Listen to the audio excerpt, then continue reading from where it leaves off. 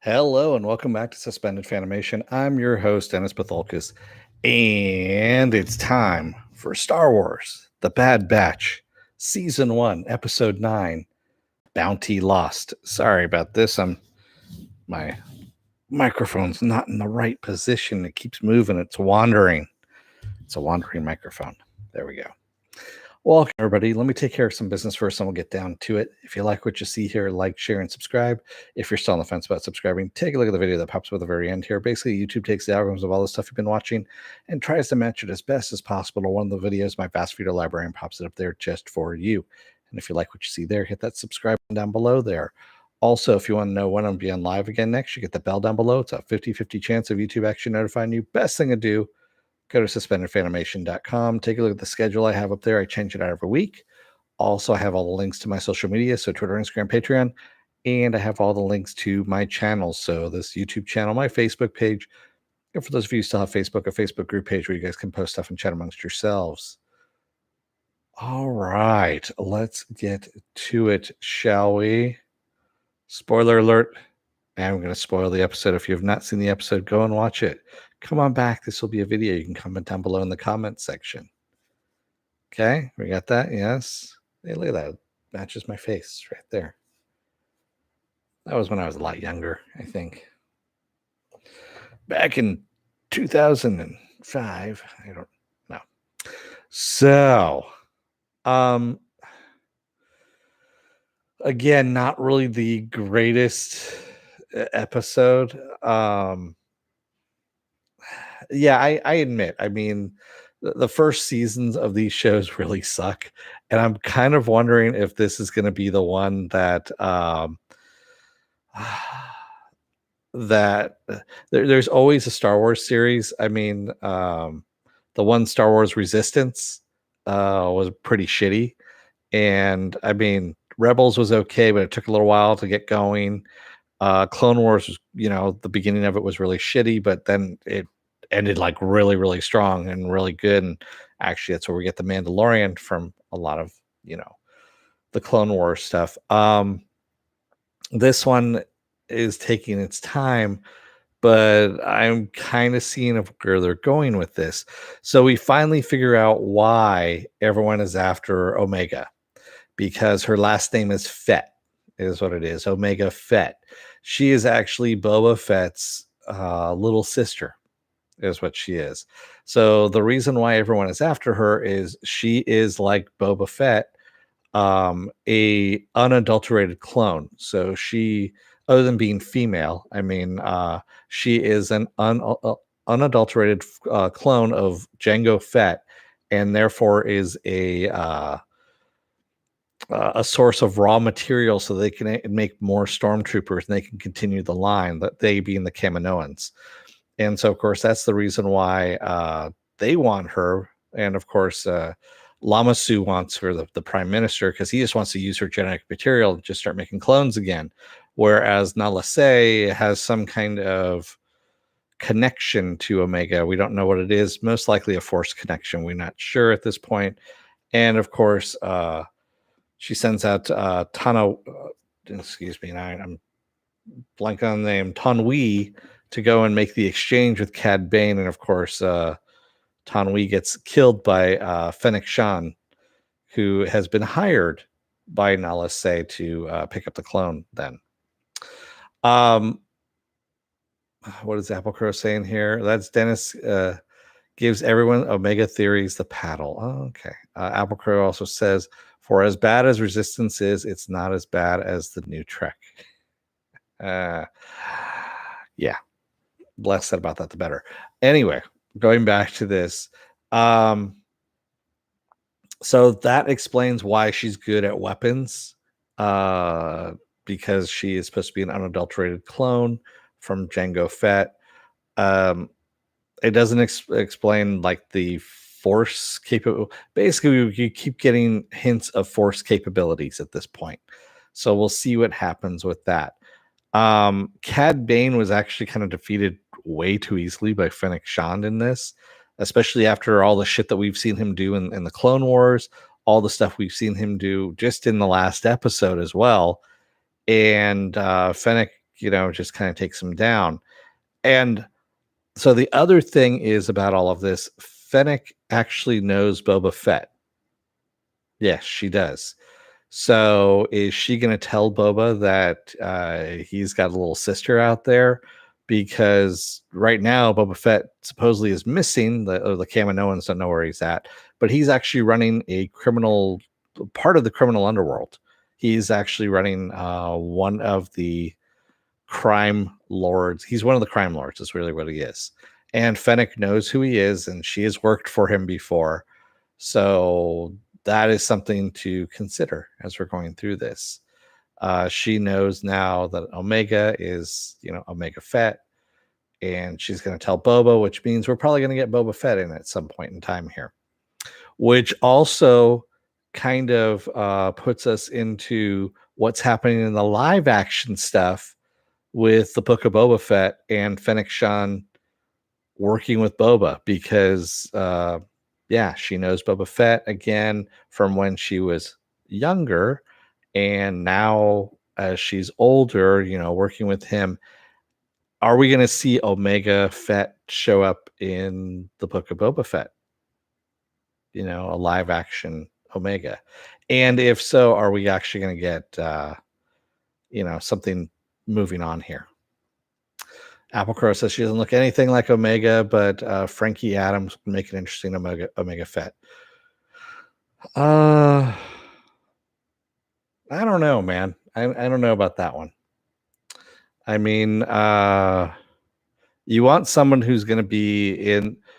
Basically, she would be about anywhere from, I was thinking about this earlier, 5 to 7 years younger than Ahsoka at the time. So you figure Rosario Dawson's in her 40s, her early 40s.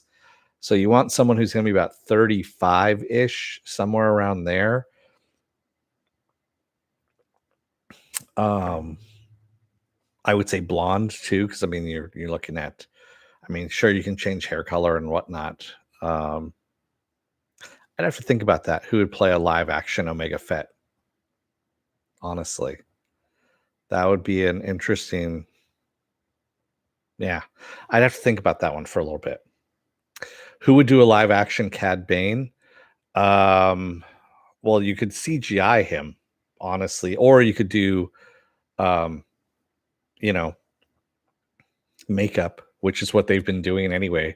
They've been doing some spectacular, in camera work where they're using practical makeup, practical effects, and doing it that way. They can still do that with this as well. I've seen Alien, stuff done like this.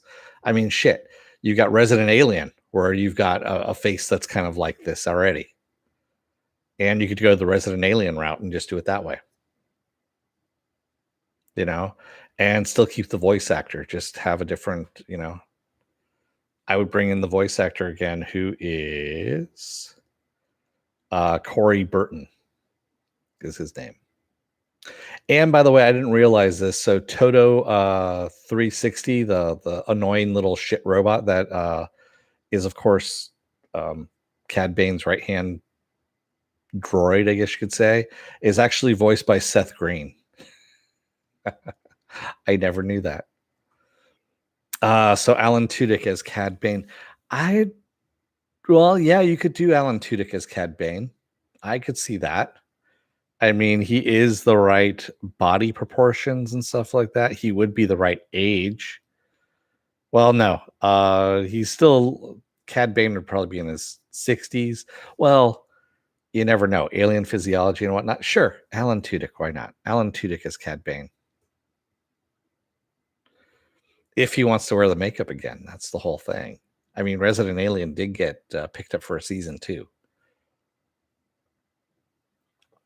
And Alan Tudyk pretty much has like 7 different series going on anyway, where he's voicing shit, acting and shit. So, it's, I don't know if he has enough on his plate already. If he would drop something to go to Star Wars, he probably would. Yeah, I still don't know about Omega Fett, though. Who would play that? 35, female, blonde, athletic. Yeah,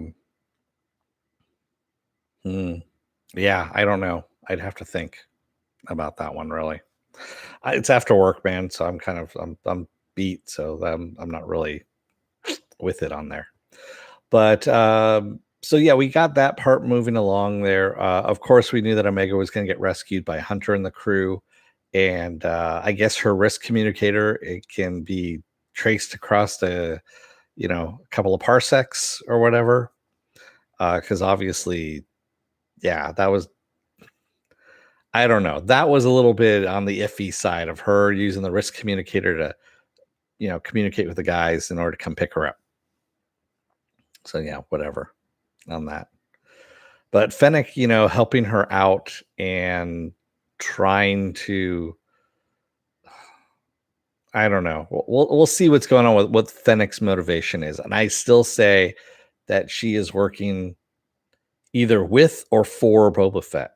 Still at this point, and the Kaminoans, this whole thing was kind of a means to an end. So we'll see where all this goes. Yeah, there's still a lot more episodes left here. How many more episodes do we have in this season? Let me take a look because I'm on IMDb right now. And we're on season 1. And of course, it's episode 9.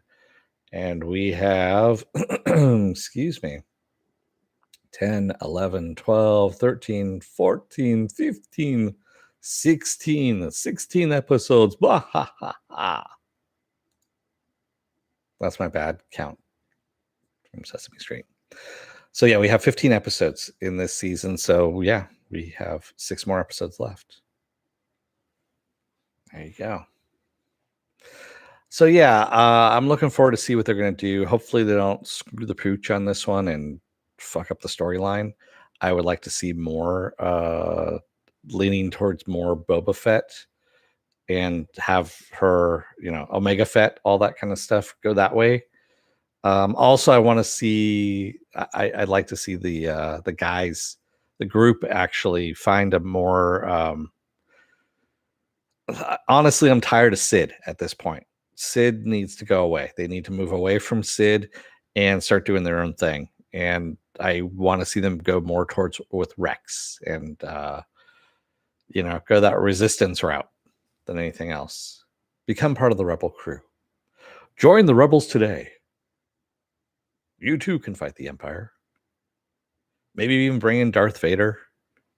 I mean, because this is the early days of Darth Vader, honestly.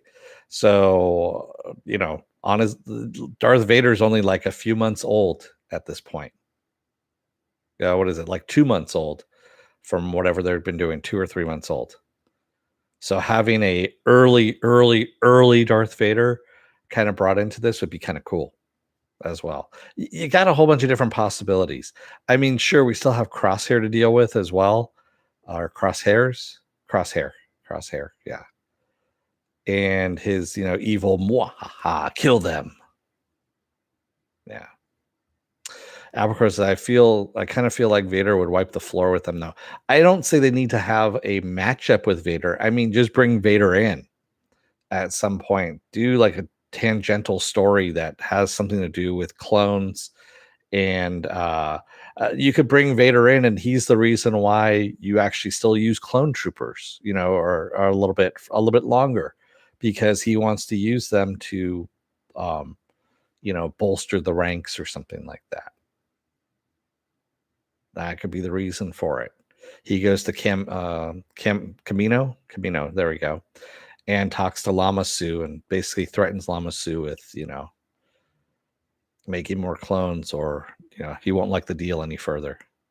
Pray I do not change the deal again. That kind of stuff. That's all you need to do. I mean, you don't need him to be a central. I mean, yeah. There we go.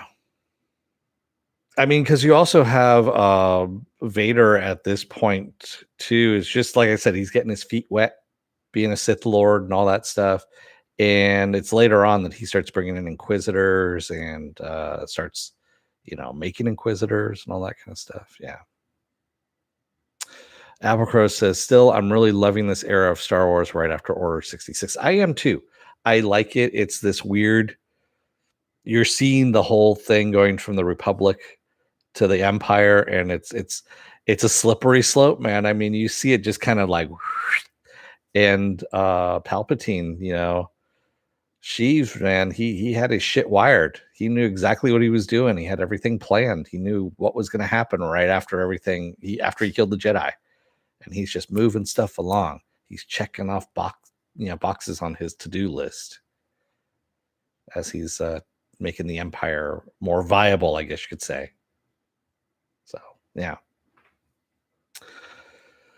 Well, with that said, what else do I have going on this week? Well, tomorrow is going to be Saturday morning blast off, where I take the genre news of the weekend and genre stuff you guys want to talk about. We talk about it. Sunday will most likely be another episode of Spoiler Alert, where basically that is where you come in, and if you want to be spoiled with stuff, like, you can talk about anything, any show, movie, whatever, as long as it's not Black Widow, because it hasn't come out yet. As long as it's come out, okay? As long as it's come out, then you can talk about it. You want to talk about Fast and Furious 9? Fine, go for it. I'm not going to see that piece of shit. But if you guys want to talk about that, we will. But I want to keep it more towards genre stuff. But yeah, you can do that on Sunday. Monday, I'll be off. Tuesday will be another episode of Is It Worth My Time? Don't know what I'm doing as of yet, but I'll find something. I'll definitely find. I might. I was actually thinking about doing Motherland, Fort Salem, and doing episode by episode reviews. And I watched the first episode, and I'm like, no. I mean, I know I did Is It Worth My Time? Motherland. I just did season 1 for that. I think that would be the same thing with season 2. I'm just going to recap it. It's easier that way. Although I don't know if anyone else is doing it, so yeah, you never know. I'll find something. I tried watching MODOK, the animated MODOK, and it pissed me off in the first 10 minutes for some reason, and I fell asleep during it. So that's gonna be a big no on that one. Yeah, I'm doing a free Hulu, subscription right now just to see what's out there. And I'm not liking anything that I see, which means I chose correctly. And yeah. Anyway, Wednesday will be Loki. That's right, the ever-present Loki. Thursday, I'm going to have the day off. Friday is going to be another episode of Star Wars: The Bad Batch, and that's where we wind back up again. All right. So, thank you to everybody who joined me today in the chat. Well, Apple Crow was vocal. And thank you if you made it this far in the video.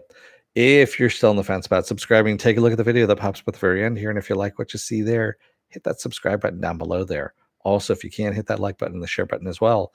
And if you want to know when I'm going to be on live again next, you hit that bell down below. It's a 50-50 chance of YouTube actually notifying you. Best thing to do is go to suspendedfanimation.com. Take a look at the schedule up there. I change it out every week. Also, all the links to my social media are there, and all the links to my pages are there as well. Oh, yeah. And by the way, at the end, after when I do the review for episode 15, those are the prizes that I'm giving away. Is that mug and those ears. They're 2 separate prizes. And that's the Loki prize right there for the last episode of Loki. So, yeah. See, I actually give shit to you guys. All right. Like physical shit. There we go. Not actual shit, but you know what I'm talking about. I will see you again tomorrow for Saturday morning blast off. Until then, don't let the door hit your ass on the way out. Otherwise, you may wind up having to deal with Sid again, because fuck if I know why they're dealing with her, but still. Anyway, thanks everybody. I will see you tomorrow. Take care. Be well. Stay safe and wear those masks. Get those vaccine shots. And I will see you again tomorrow. Have a good rest of your night and take care. Good night.